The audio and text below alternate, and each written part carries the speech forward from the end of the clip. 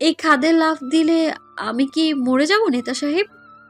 আফরার নেতা সাহেব ডাক দিতে শরীরের সর্বত্র এক অদ্ভুত শিহরণ বয়ে গেল ফারহানের। বুকের ঠিপ ঠিপ শব্দটা ক্রমশ যেন বেড়েই চলেছে। এই মেয়েকে, তার সম্পর্কে এত কিছু একদিনের ব্যবধানে জানলই বা কীভাবে? ফারহানের হাতের মুঠো শক্ত করে রেখেছে নিজেকে নিজেকে নিয়ন্ত্রণে আনার চেষ্টার জন্য। তারপর বলে উঠল, কী সব আবল তাবল বলছেন আপনি? আর ইলা কোথায়? আপনার দরবারে রেখে গিয়েছে।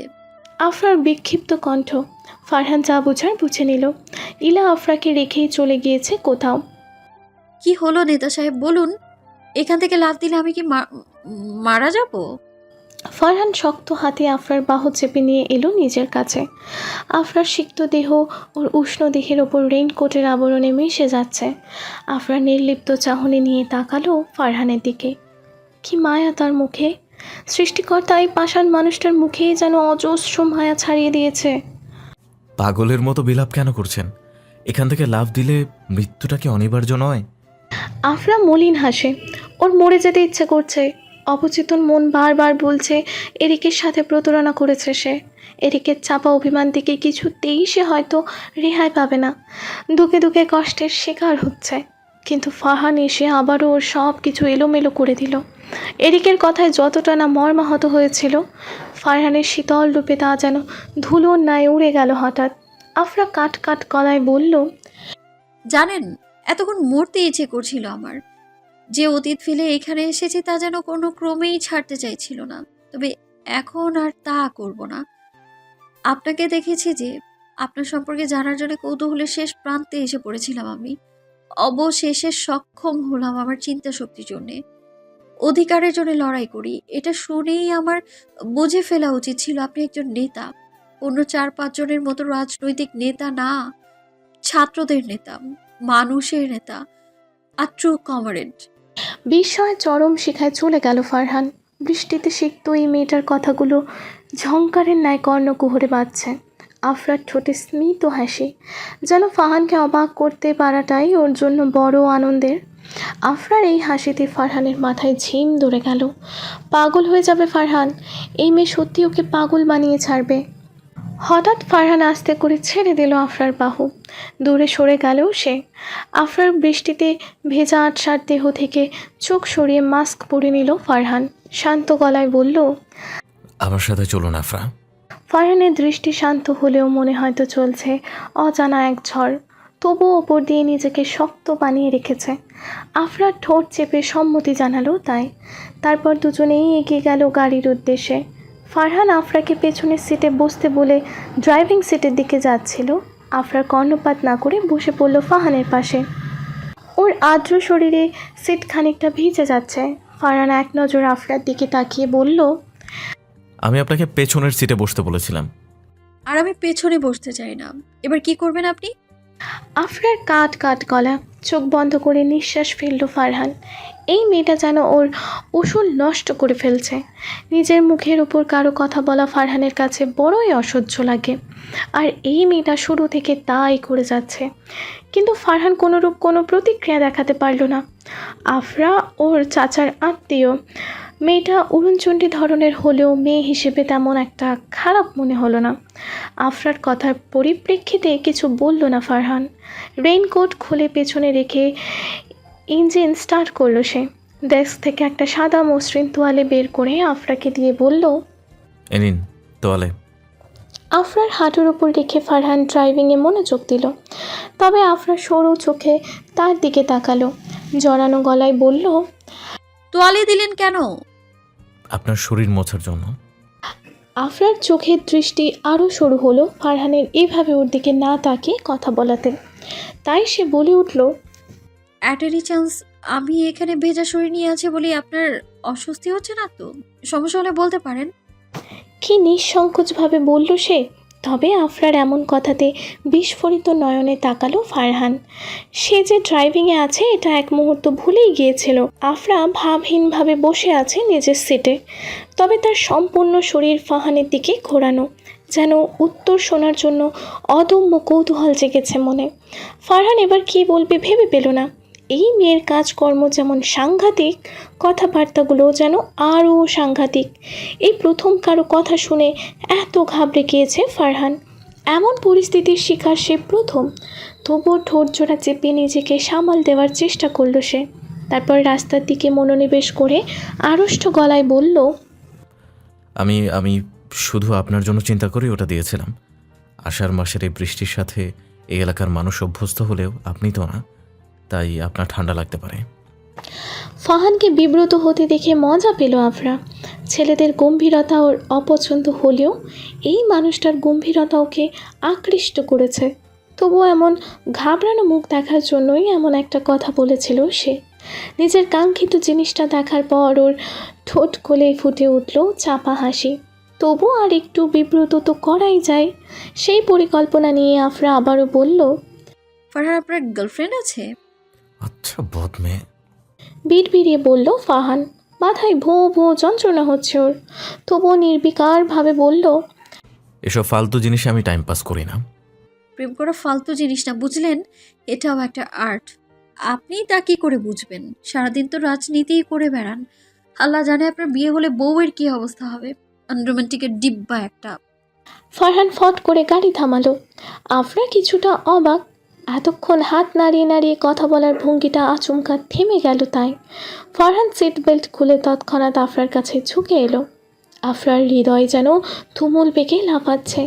চোখের এতটা কাছে ফারহানকে দেখে সে স্তব্ধ। গোল আকৃতির মুখ করে তাকিয়ে থাকলো তাই অতি নজর কাড়া এই মানুষটির দিকে। আফরার উদাসীন কথাগুলো ফারহানের মস্তিষ্কে উথাল পাথাল কাণ্ড চালাচ্ছিল। তাই তপ্ত কণ্ঠে বলল, আমার বউয়ের কি হবে সেটা আপনার ভাবতে হবে না, কেমন? এসব বিয়ে, বাচ্চা কাচ্চা, জগৎ সংসার সবই তুচ্ছ আমার কাছে। আপনি না হয় বরং আপনারটা নিয়ে ভাবুন। আমেরিকায় থাকেন, তাই আপনাদের কাছে রিলেশনে patch up, breakup everything is simple. কিন্তু আমাদের এখানে এমনটা না। সম্পর্কের গুরুত্বটা অনেক বেশি, কিন্তু হেলা করলে তা ভাঙতে 2 সেকেন্ডও লাগে না।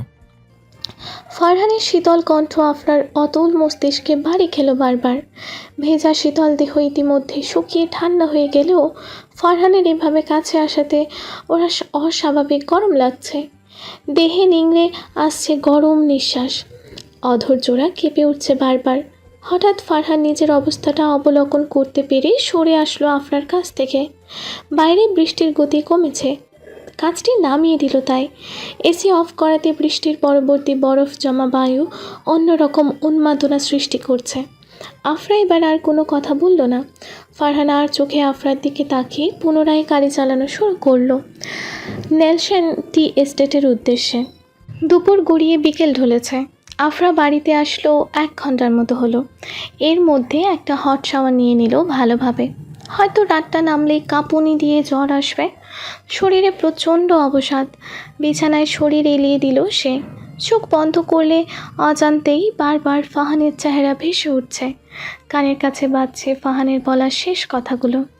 বড্ড রহস্যময় আর বাউন্ডুল্লে মানুষ সে।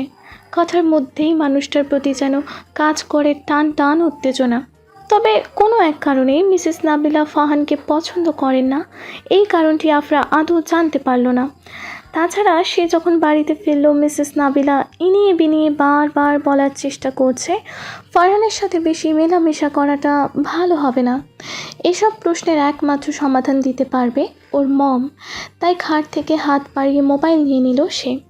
কল লিস্ট চেক করে মমের নম্বরে কল দিল। বেশ কিছুক্ষণ পর হতাশ হলো আফরা। ওর মা প্রথমবার কল রিসিভ করলো না আর পরের বার কলই কেটে দিল। নিশ্চয়ই অফিসে আছে। তাচ্ছিল্যের হাসি হাসলো আফরা। ব্যঙ্গ সুরে বলল, তোমার থেকে এটাই আশা করা যায় মম, অ্যাজ অলওয়েজ। আফরার মনে চরম দুঃখ নেমে আসলো। টেনে টেনে দুবার শ্বাস নিল সে। মাথা ঠান্ডা রাখতে হবে। বাংলাদেশে আসার আগেই সে পণ করেছিল কিছুতেই হতাশ হওয়া যাবে না। এখানেও এসেছে ভ্যাকেশনের জন্য, আর কোনো উদ্দেশ্য নেই। তাই ভালো মতো বিচরণ করবে শ্রীমঙ্গলের প্রতিটা কোণে। আয়নায় দাঁড়িয়ে নিজেকে দেখে নিল সে। না, জামা কাপড় ঠিকঠাকই আছে। মোবাইলটা চার্জে বসিয়ে তাই আফরা এবার নিচে চলে গেল। ড্রয়িং রুমে এসেই আফরা দেখলো ক্লান্তিতে হেলে পড়া ফাহিমকে। মিসেস নাবিলা খাওয়ার পর দুপুরে ঘুমিয়ে পড়েছেন। ইলা এখনও বাসায় ফেরেনি। আর মিস্টার ইফাস দোকান সামলানোর জন্য গিয়েছে। ফাহিম আফরাকে দেখে বিনয়ী স্বরে বলল, হ্যালো আফরা। হ্যালো। আফরা এক নজর দেখে নিল ফাহিমকে। ফাহিম নিজের পরনে ডক্টর অ্যাপ্রন খুলে এক পাশে রেখেছে, শার্টের উপরে দুটো বোতাম খোলা। আফরা সোফায় আয়েশ করে বসতে বসতে বলল, তো কেমন গেল দিন? দেখে কি মনে হয়? ফাহিমের রাশ ভারী কণ্ঠ। আফরা হেসে ফেলল অবস্থা দেখে, তাই ঠোঁট কামড়ে বলল, মনে হয় হাল চাষ করে এসেছো। ফাহিমও হাসিতে চোখ দিল। তাই আফরার ফাহিমের সাথে কথা বলে মোটামুটি ভালোই লাগছে, কারণ এই মানুষটা অতটাও গম্ভীর না, সর্বদাই চোখে মুখে এক ধরনের প্রাণোচ্ছল ভাব থাকে। তবুও ফারহান মানুষটা কেমন যেন মনের গহীনে গেঁথে গিয়েছে আফরার। এটা কি শুধুই আকর্ষণ নাকি অন্য কিছু? মিস্টার ইফাজ আর মিসেস নাফিলা বসে আছেন নিজ কক্ষে। ঘরে হলুদ বাল্বের আভায় কেমন যেন ভুতুরে মনে হচ্ছে পরিবেশটা। জানালাটি কেঁপে উঠেছে অবিন্যস্তভাবে। রাত নেমেছে অনেক, আর আধ ঘন্টা পরে ঘড়ির কাঁটা 12টাতে স্পর্শ করে ডং ডং শব্দে বেজে উঠবে মধ্যস্থ ঘরের গ্র্যান্ডফাদার ক্লকটা। সেই 1937 সালের বেলজিয়াম থেকে আনা হয়েছিল ঘড়িটা। আদৌ কীভাবে যে ঠিকঠাক মতো চলছে তা যেন এক বিস্ময়। আসতে পারি? শক্ত পুরুষালী কণ্ঠ শুনে শয়নকক্ষের দরজার দিকে তাকালেন মিস্টার ইফাজ আর মিসেস নাবিলা। ফারহান দাঁড়িয়ে আছে, ওর মুখের মধ্যে কোনো ভাবান্তর নেই, নেই কোনো প্রকার উদ্বেগ। মিসেস নাবিলা বালিশটুকু ঠিক করে ইশারায় বলল, আসো। ফারহান প্রবেশ করলো ঘরে। রুম স্প্রের গন্ধে ঘটে মো মো করছে। মিস্টার ইফাজ ফারহানকে সামনে দেখিয়ে বললেন, চেয়ারে বসে পড়ো। হঠাৎ এই সময় আসতে বললেন যে? মিস্টার ইফাজের মুখোমুখি চেয়ারে বসতে বসতে বলল ফারহান। মিসেস নাবিলা অদ্ভুত হাসি দিয়ে বললেন, তুমি তো আমাদের থেকেও ব্যস্ত মানুষ। এই গ্রাম ও গ্রাম, এ বাজার ও বাজার, টই টই করে ঘুরো, রাজনীতি করো বলে কথা। আর তাই তো এ সময় না ডাকা ছাড়া আমাদের আর কোনো উপায় আছে? মিসেস নাবিলার চোখে মুখে ব্যঙ্গতার আভাস। ফারহান ওনার দিকে একটা তীক্ষ্ণ চাহনি দিয়ে তাচ্ছিল্যের হাসি হাসল। মিসেস নাবিলা এ ধরনের ব্যবহার ওর কাছে নতুন না। বাবা মায়ের থেকে ভাগ্যের পরিহাসে বিচ্ছেদ হয়ে গিয়েছিল অল্প বয়সেই, তাই বাধ্য হয়ে থাকতে হয় নিজের চাচু চাচির কাছে। কিন্তু মিসেস নাবিলা মোটেও কিশোর ফারহানের দায়িত্ব খরচের ভরণ পোষণ নিতে রাজি নন। সেটা তিনি বারবার ইশারা ইঙ্গিতে নিজের শ্বশুর মশাই ওরফে ফারহানের দাদার কাছে বলার চেষ্টা করেছেন, কিন্তু ফারহানের দাদা প্রতিবারই তা এড়িয়ে দিয়েছেন বিচক্ষণতার সাথে। তখন থেকেই মিসেস নাবিলার ক্রোধের শিকার হয় ফারহান। ফাহিম ফারহান থেকে 6 মাসের ছোট, বলতে গেলে পিঠাপিঠি বয়সের হবে। তবুও নিজ সন্তানকে মিসেস নাবিলা যেভাবে লালন পালন করেছেন, প্রয়োজন পূরণ করেছেন, ফারহানের ক্ষেত্রে তা অধিকাংশ করেনি। চাচু কিছু করতে চাইলেও মিসেস নাবিলার ক্ষোভের জন্য রয়েছিলেন মৌনভাবে। ফারহানের জন্য আগে কাঁদত, প্রচুর কাঁদত। মনে হতো যেন এই সুবিশাল পৃথিবীতে সে নিঃস্ব একজন মানুষ। তারপর থেকে শুরু হয় ফারহানের দৃঢ় প্রতিজ্ঞা করা, সে পরিবারের ভালোবাসা না পেলে কী হবে, মানুষের ভালোবাসা অর্জন করবে। তাই কলেজ জীবনে শুরু হয় ফারহানের যাত্রা। নিজের কয়েকজন কাছের মানুষদের নিয়ে একটা ইউনিয়ন তৈরি করে স্টুডেন্টদের জন্য। পরীক্ষার ফি সংক্রান্ত বার্তা, অতিরিক্ত বেতন, স্টুডেন্টদের আর্থিক সমস্যা, কলেজের রাজনীতির বিরোধ, সব কিছুতে সক্রিয় ভূমিকা পালন করেছে ফারহান। ফলে উপর মহলের অনেকেরই নজর কেড়ে নেয় সে। কলেজের বিভিন্ন চিফ সেক্রেটারি রাজনীতির জন্য আহ্বান জানালে স্টাফ মানা করে দেয় ফারহান। তার ভাষ্য মতে সে মানুষদের হয়ে কাজ করবে, কোনো রাজনীতি দলের হয়ে না। তখন থেকেই সবাই ওকে লিডার কমরেড ফারহান নামে বেশি চিনে থাকে। তবে মিসেস নাবিলার সমস্যা এতে ছিল না, সমস্যা হয়েছিল অন্য জায়গায়। ফারহানের দাদার মৃত্যুর সময় উনি সম্পত্তির 1/3 ফাহিম আর ইলার নামে আর বাকি সম্পূর্ণটা ফারহানের নামে করে দেন।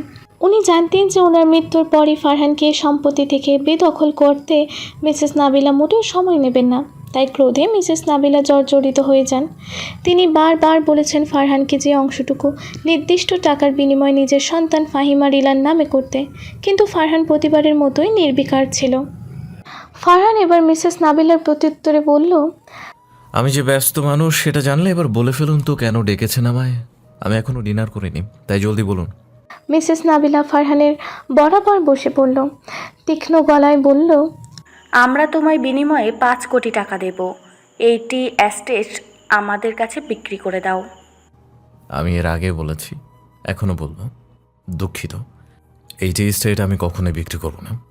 মিসেস নাবিলার প্রচণ্ড রাগ হচ্ছে ফারহানের প্রতি, তবুও নিজেকে শান্ত করে রাখলেন তিনি। আড়ষ্ট গলায় বললেন, কি করবে তুমি এই সম্পদ দিয়ে? তোমার বিয়ে শাদী করারও শখ নেই, তাই যে পরে বউ বাচ্চা নিয়ে থাকবে এমনও তো না। এর থেকে ভালো টাকা দিয়ে একটা ভালো লাইফ লিড করতে পারবে। আয়েশ করে বসলো ফারহান। মিসেস নাবিলার দিকে তীক্ষ্ণ দৃষ্টিপাত করে বলল, আমার আন্ডারে এই চা শ্রমিকদের জীবন চলে, তাহলে আপনি ধারণা করলেন কিভাবে যে এটা আমি বিক্রি করব? আমার দাদুর দেয়া শেষ উপহার এটা। এখানে আমি বড় হয়েছি। ওই ছোট্ট ঘরের পূব আকাশের মেঘালয় রাজ্য আমার দৃষ্টিসঙ্গী। আপনি দরকার বলে বাজারের দোকানগুলো নিয়ে নিন, তবুও এই যে স্টেট আমি কিছুতেই দিব না। আর একটা কথা, এই যে স্টেটের অর্ধেক টাকা আমি দান করলেও এর এক অংশ দিয়েই আমি চলাফেরা করি। এখানে যা প্রফিট হয়েছে সব আমার পরিশ্রমে, আপনারা এক আনাও দেননি। বলেই নীরবে প্রস্থান করলো ফারহান। মিসেস নাবিলা ফারহানের তিক্ত কথাগুলো স্মৃতিচারণ করতেই ক্ষোভে ফেটে পড়লেন। মিস্টার ইফাজ হাসলেন মলিনভাবে। এটাই যে ওনার স্ত্রীর প্রাপ্য ছিল। ঘুম থেকে ওঠার পরপরই আফরা অনুভব করলো আজ রুমটা প্রচণ্ড ঠান্ডা। জানালা দিয়ে বাতাস বয়ে আসছে হু হু করে। আকাশটাও খানিকটা মেঘলা। আফরা তড়িঘড়ি করে ঘুম থেকে উঠে পূব দিকের বারান্দায় গেল। ঘড়ির কাঁটা তখন 7টা ছুঁই ছুঁই, কিন্তু মেঘের আড়ালে রৌদ্র যেন হারিয়ে গিয়েছে। পূব আকাশটা ভারী অন্ধকার, হয়তো ভারতের সীমান্তে ঝমঝম করে বৃষ্টি চলছে। আফরা বোধ হয়ে রইল বাড়িটার পেছনে গভীর ঢালটির দিকে। ওই ঢালে স্পষ্ট কাউকে দেখা যাচ্ছে। আঁতকে উঠল আফরা, এই সকাল সকাল ওখানে আবার কে? অল্পক্ষণ পরই সেই মানুষটার চেহারা দেখে মৃদু অবাক হলো সে। ফারহান আছে ওই ঢালটিতে, হাতে কোদাল, পরনে সাদা হাফ হাতের টি শার্ট, কোমরের কাছে বেঁধে রেখেছে নীল চেক শার্ট। এমন ভয়ঙ্কর পথে ফারহান কি করছে? ছেলেটার কি নিজের জানের ভয় নেই? আফরা একবার ভাবলো ও ডাক দেবে, পরক্ষণেই মত পাল্টে নিল। এখান থেকে কথাবার্তা না বলে সরাসরি কথা বলাটাই ভালো হবে। যেই ভাবা সেই কাজ। আফরা তাই অল্প মুহূর্তের ব্যবধানেই দাঁত ব্রাশ করে নিচে গেল। ঘরের ভেতরে যেই ঠান্ডা টানা লাগছিল, বাইরে সেই ঠান্ডাটা আরও ব্যাপক লাগছে আফরার। ভেজা স্যাঁতস্যাঁতে মাটিতে পা রাখতে সে অনুভব করলো চা পাতার কড়ালো ঘ্রাণ। ছোট ছোট টিলার ওপর কার্পেটের ন্যায় আচ্ছাদিত চা পাতার চমৎকার লাগছে।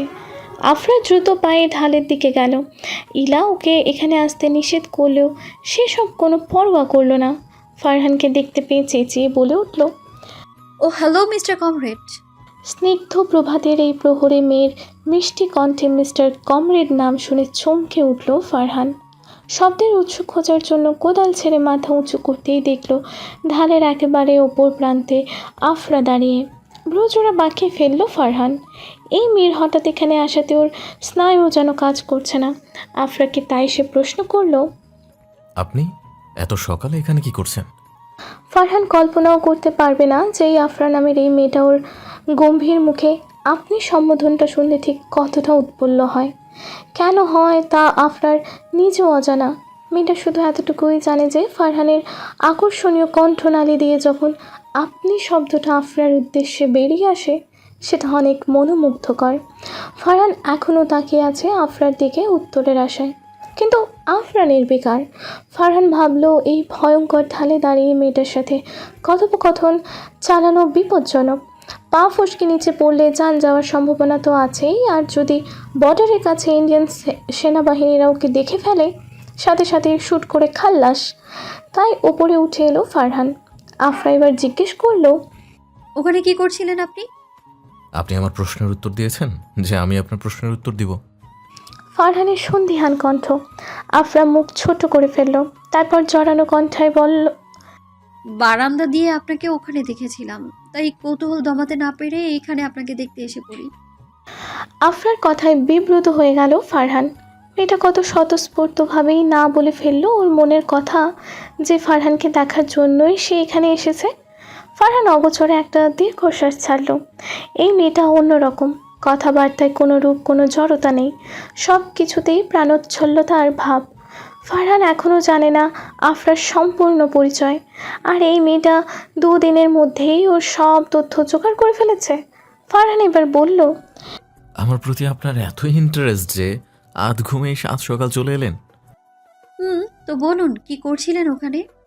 আফরার সহসা উত্তর শুনে ঠোঁট টেপে হাসল ফারহান, তারপর বলে উঠল, বর্ষার মৌসুম তো, তাই পানি নামানোর জন্য নিচে রাস্তা করে দিচ্ছিলাম। না হলে এখানে পানি জমে গেলে নিচের থেকে জোক এসে পড়ে। জোক? অবাক হয়ে জিজ্ঞেস করলো আফরা। ফারহান সাথে সাথেই বলল, হ্যাঁ জোক, শুধু জোক না, এখানে অজগর সাপও আসে মাঝে মধ্যে। আপনি আসার 2 দিন আগে এলাকার লোকেরা সীমানা প্রাচীরের সামনে অজগর মেরে এসেছিল। আফরার চোখ মুখ কিছুটা গম্ভীর, এক কথায় প্রতিক্রিয়াহীন। ফারহান বুঝতে পারল না যে আফরা আদৌ ভয় পেয়েছে কিনা, তবু আগ বাড়িয়ে এসে বলল, তবুও আপনার ভয় পাওয়ার সমস্যা নেই। চাচু আগেই আমায় দিয়ে এখানে কার্বলিক অ্যাসিড ছিটিয়ে দিতে বলেছিল, যাতে সাপ ত্রিসীমানায় আর না আসে, সুতরাং ভয় পাবেন না। আপনি নিশ্চিত যে কার্বলিক অ্যাসিড দিলে সাপ আসে না? আফরার নির্লিপ্ত প্রশ্ন। কথা আটকে আসলো ফারহানের, তাই জিজ্ঞেস করলো, হঠাৎ এই প্রশ্ন করলেন যে? আফরা ঠোঁট জোড়া ভিজিয়ে মলিন হাসলো, তারপর বলা শুরু করলো, অ্যানাকোন্ডা মুভি দেখেছিলেন? সেখানে সাপ আসাতে সবাই অনেক কার্বলিক অ্যাসিড ছিটিয়েছিল, কিন্তু কোনো লাভ হয়নি। তাই কার্বলিক অ্যাসিড ছিটালে যে সাপ চলে যায় এটা একটা ভ্রান্ত ধারণা। তবে এটা সত্যি, এর স্মেল সাপ বেশিক্ষণ সহ্য করতে পারে না। তা না হয় হবে, আমরা শ্রীমঙ্গলের মানুষ এই সাপ জোকের ব্যাপারে অভ্যস্ত, আপনি না। তবুও টেনশন নেওয়ার দরকার নাই, বাড়ির দোতলায় সাপ জোক উঠবে না। আর আপনার ক্ষেত্রে? আফরার কথাটি বুঝতে পারল না ফারহান, তাই অবাক স্বরে বলল, মানে? আপনি তো থাকেন ডালের পাশে, ছোট্ট এই কাঠের নিচতলা ঘরে। আপনার যদি কিছু হয়ে যায়? আফরার তটস্থ কণ্ঠ। ফারহান বিস্ময় নিয়ে কিছুক্ষণ তাকিয়ে থাকলো আফরার দিকে। ঘরমাক্ত বুকে ধ্রিম ধ্রিম শব্দটা ক্রমশই অনুভব করতে পারল সে।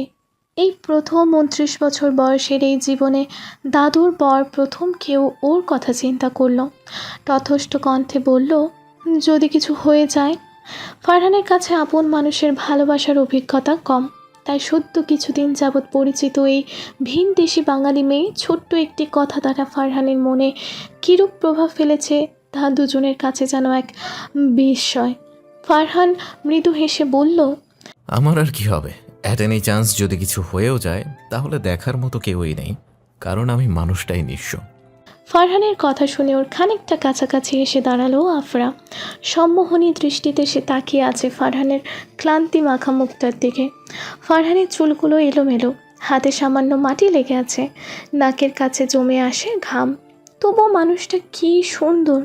ছেলেটার চওড়া বুকে ঘামে ভেজা টি শার্টটা সহসাই কাউকে আকর্ষণ করতে পারবে। আফরা গম্ভীর গলায় বলল, কেউ কখনো একা পৃথিবীতে আসে না। উপরওয়ালা প্রত্যেক মানুষের জন্যই একজন না একজনকে পাঠায়। হয়তো আপনার সেই অজানা কেউ হুট করে এসে আপনার বুকে বাসা বেঁধে ফেলবে, দূর হয়ে যাবে আপনার সেই নিঃসঙ্গতা। আফরা শুধু দেখতেই সুন্দর না, কথাবার্তাও সুন্দর। একটা অন্যরকম টান আছে মেয়েটার মধ্যে। ফারহান আফরার সম্মোহনী কথার প্রত্যুত্তরে কিছু বলল না, তবে নিজের জীবনের এক গোপন বিষয় আবিষ্কার করলো ফারহান। ওর অবচেতন মনের ধারণা ছিল যে সে হৃদয়হীন মানুষ, অনুভূতি আবেগ এসব ফারহানের জন্য না। কিন্তু আফরা এসে ওর ধারণাকে ওলট পালট করে দিল। অজান্তেই মেয়েটার প্রতি আকৃষ্ট হচ্ছে ফারহান। অজান্তেই এই প্রথম রাজনীতির বাইরে একটা নতুন জগৎ আবিষ্কার করছে। আফরা হঠাৎ বলল, আপনি এমন কেন? কেমন? এই যে গম্ভীর ধাঁচের, বেশ কয়েকদিন তো হয়েই গেল আপনাদের এখানে আমি এসেছি, অথচ আপনি আমার সম্পর্কে কিছুই জিজ্ঞেস করলেন না। আর না আপনার হন্টেড হাউসে আমায় দাওয়াত দিয়েছেন আপনি। Haunted house? ফারহানের চোখে মুখে বিস্ময়। আফরা বিরক্ত হলো ফারহানের মুখে বিস্ময় দেখে, তাই একটা বিরক্তিসূচক শব্দ করে বলল, না হলে কি বলবো? হ্যাঁ, ভালো করে দেখুন, অনায়াসে এখানে একটা হলিউড মুভির শুটিং করা যাবে। I see. তো কি করতে পারে আপনার জন্য মিস আফরা? ফারহানের বিদ্রুপ কণ্ঠ। আফরা মেকি হেসে বলল, বেশি কিছু না, জাস্ট আজ রাতে আমার ডিনারের জন্য দাওয়াত দিবেন। আর আপনি তো আমার সম্পর্কে কিছুই জানেন না, আমার মনেও হয় না যে আপনার জানার বিষয়ে কোনো আগ্রহ আছে। তাই ডিনারের সময় আমি নিজ থেকেই আমার সম্পর্কে আপনার সব কিছু বলবো। সব? জি হ্যাঁ। তো সারাদিন মানুষের সেবা করুন মিস্টার কমরেড, রাতে কিন্তু এই অতিথির আপ্যায়ন করতে হবে। ফারহান ঠোঁট চেপে হাসলো, এবার মাথা দুলিয়ে বলল। ঠিক আছে। শীতল বাতাসের তালে মাথার উপর ধূসর মেঘের আস্তরণ শাঁ শাঁ করে ছুটে চলতে মগ্ন। এই সকল দৃষ্টি নান্দনিক দৃশ্য থেকেও আফরার কাছে অপরূপ লাগলো ফারহানের ঠোঁট চাপা হাসি। ওহ, ডিনার না বলে ব্রেকফাস্ট বললেই মনে হয় ভালো হতো, তাহলে আরও কিছুক্ষণ মানুষটার সৌন্দর্য হয়তো উপভোগ করা যেত। ফারহানের সাথে কথা শেষ করে বাড়িতে প্রবেশ করতেই মিসেস নাবিলার মুখোমুখি হলো আফরা। খানিকটা সন্দিহান চোখে উনি তাকিয়ে আছেন আফরার দিকে। সময় বিলম্ব না করে আফরাকে প্রশ্ন করলেন। এত সকালে ওখানে কেন গিয়েছিলে আফরা? ওই জায়গায় যে যাওয়া নিষেধ, ইলা তোমায় কিছু বলেনি? ইলা বলেছিল আফরাকে কথাটি, তবে সে কর্ণপাত করেনি। আফরা তাই বলল। আসলে আন্টি, ফারহানকে ওই ঢালের মধ্যে দেখে কিছুটা অবাক হয়ে গিয়েছিলাম, তাই সেখানে চলে যাই কথা বলতে, এছাড়া আর কিছুই না। বলো কি, ফারহান তো আমাদের ওর জায়গার ধারে পাশেও ঘেঁচতে দেয় না, আর তোমায় কিছুই বলেনি? স্ট্রেঞ্জ। মিসেস নাবিলার তাচ্ছিল্যে ভরা কণ্ঠ। আফরা থেমে থেমে একটু ভেবে জিজ্ঞেস করলো। ওনার জায়গার ধারে পাশে ঘেঁষতে দেয় না মানে? এগুলো সম্পূর্ণটা আপনাদের জায়গা না? সেটা না হয় ফারহান থেকেই জিজ্ঞেস করে নিও। আফরা মৌন থাকলো। মিসেস নাবিলার মনে ক্ষোভ থাকলেও প্রসঙ্গটি এড়িয়ে দিতে চাইলেন, তাই ঠোঁটে মলিন হাসি ফুটিয়ে বললেন। এখন নাস্তা করবে? আসলে আন্টি, আমি এই সময়টা একটু বাইরে ঘুরতে যেতে চেয়েছিলাম, নাস্তা করেই যাব, তবে কেউ গাইড দিলে ভালো হতো। ফারহানকে বলবো কি না তাই ভাবছি। মিসেস নাবিলার মনে একটি আশার সঞ্চার হলো, তাই উৎফুল্ল হয়ে বলে উঠল। ফারহান কেন? আমার ছেলে ফাহিম আছে না, আজ ওর অফ ডে, ব্রেকফাস্ট করে ওর সাথেই না হয় সারাদিন ঘুরো। আফরা সম্মতি জানালো। ওর কাছে ঘোরাটাই মুখ্য। ফারহান বা ফাহিম কে আসবে এই নিয়ে ওর মনে কোনো মাথা ব্যথা নেই, তবে মিসেস নাবিলার এই নিয়ে প্রচণ্ড সমস্যা আছে। তিনি কিছুতেই ফারহান আর আফরার এত মেলামেশা মেনে নিতে পারছিলেন না। আফরা মেয়েটাকে তিনি মনে মনে পছন্দ করে রেখেছেন ফাহিমের জন্য। একে তো মেয়ে আমেরিকার সিটিজেন, ফাহিমের সাথে বিয়ে হলে ফাহিম আর ইলা দুজনেরই ভবিষ্যৎ উজ্জ্বল হয়ে যাবে। তবে এসব ভাবনা তিনি একান্তেই মনে পুষে রেখেছেন। তিনি আগে চাইছেন যে ফাহিম আর আফরা একান্তে কিছু সময় কাটাক, তবে বাদ সেজেছে ফারহান। এই কিছুদিনে ফারহান আফরার সাথে যেভাবে কথাবার্তা বলছে, মিসেস নাবিলার মনে হয় না ফারহান আদৌ কোনো মেয়ের সাথে এতটা সময় কাটিয়েছে। আর যাই হোক, ফারহান সম্পত্তির ভাগ নিয়ে জিতলেও এবার মিসেস নাবিলা আফরার ক্ষেত্রে কোনো হেরফের করবে না। ব্রেকফাস্ট শেষে আফরা রেডি হয়ে নিয়ে এসে দেখলো ফাহিম সোফায় বসে আছে। আগের মতো ফর্মাল লুক নেই, একটা চেক টি শার্ট আর ব্ল্যাক জিন্স, গলার কাছে সানগ্লাস ঝুলছে।